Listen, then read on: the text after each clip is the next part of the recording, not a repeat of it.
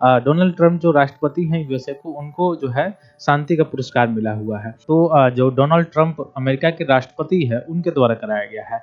अब यह इनका नाम लेना क्यों यहाँ पे आवश्यक मेंशन करना आवश्यक हो गया है, उसका कारण ये है कि उनको मतलब वैश्विक स्तर पर आपने देखा कि पिछले जब से वो आए हुए हैं, राष्ट्रपति का कार्यभार संभाले हुए हैं, तब से उनको एक चीज़ों की बहुत ज़्यादा आवश्यकता है, और वह चीज़ है चूँकि उनको शांति नहीं मिल रही है, इसलिए शांति का नोबेल पुरस्कार उनको चाहिए।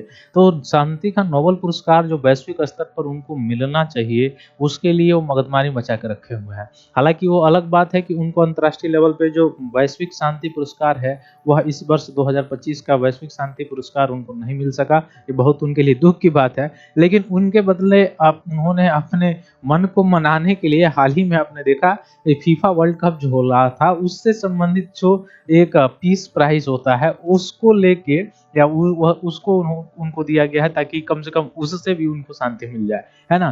तो पीस प्राइज़ उन्हें मिला हुआ है। अच्छा, उसमें आपने देखा कि हेडलाइन में डायरेक्ट उसमें लिखवाया गया था कि अब बहुत लोग जब अंदर घुस के जाके नहीं पढ़ेंगे, तो हेडलाइन पढ़ने से ऐसा लगेगा कि वास्तव में क्या शांति का पुरस्कार मिल गया क्या? और इसके चलते उन्होंने सारे जो साम, दाम, दंड, भेद है सभी लगा लिया था। हालाँकि साम, दाम, दंड, भेद कुछ लगाने एक्स्ट्रा एफर्ट नहीं किया गया है।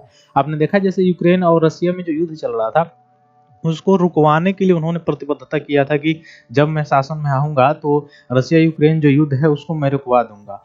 और इवन एफर्ट भी डाले थे, लेकिन उनका एफर्ट जो डाला हुआ एफर्ट था वो फेल हो गया, क्योंकि क्योंकि उसमें कहीं न कहीं उनकी जो व्यापार वाली जो नीति है, बिज़नेस वाली जो पॉलिसी है, वह छिपी हुई है। चूँकि अमेरिका का शुरू से ही आपने देखा कि वो शुरू से ही चूँकि पूंजीवादी जो अर्थव्यवस्था है वहाँ का, उसमें आपने देखा कि पूंजीवादी अर्थव्यवस्था के नाते अमेरिका जो है उसका मुख्य रूप से वैश्विक स्तर पर यही कार्य होता है कि उसके जो मार्केट हैं या उसकी जो जो मैन्युफैक्चरिंग जो चीज़ें हैं, उसका कैसे वर्ल्ड लेवल पे वैश्विक स्तर पर सप्लाई हो, कैसे वैश्विक स्तर पर उसका सेल किया जाए।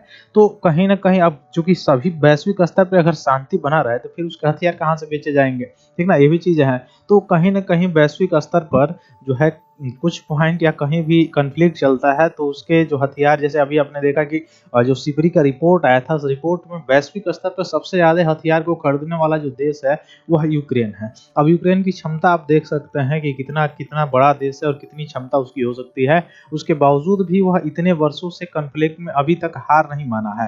हालाँकि नाटो ने उसको आश्वासन किया था कि हाँ, नाटो में उसको शामिल किया जा सकता है, सम्मिलित किया जा सकता है, उसी के दम पर बेचारा लड़ रहा था।